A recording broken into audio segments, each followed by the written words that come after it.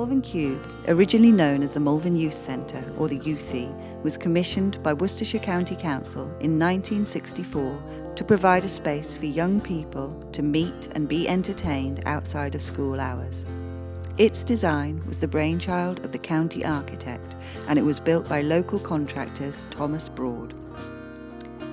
The centre was officially opened on 22nd of October 1966 by Arnold Wesker, a well-known playwright and advocate for youth theatre.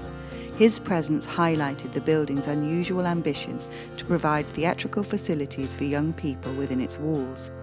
Unfortunately, as local dramatist Chris Bassett remembers, Arnold wasn't very impressed, asking why the backstage dressing room was full of cookers and washing machines.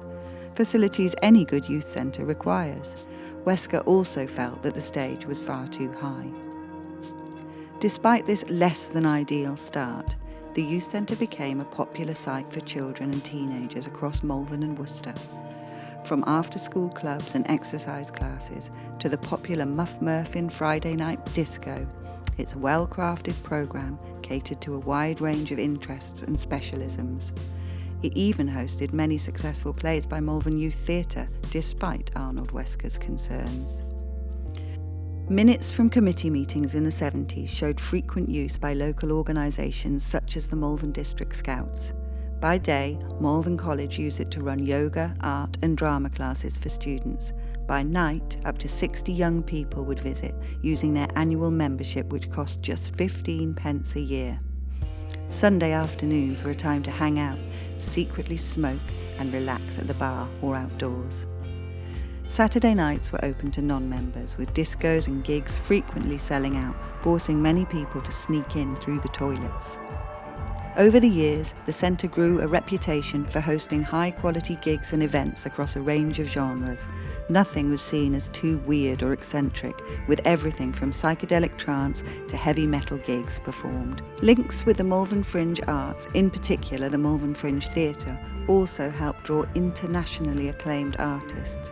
Some of the most famous artists to play include the British blues band Chicken Shack, of whom Christine Perfect went on to star in Fleetwood Mac, Jethro Tull, Gong, whose album Banana Moon was one of David Bowie's favourites, and Robert Plant with Band of Joy, who went on to play in Led Zeppelin.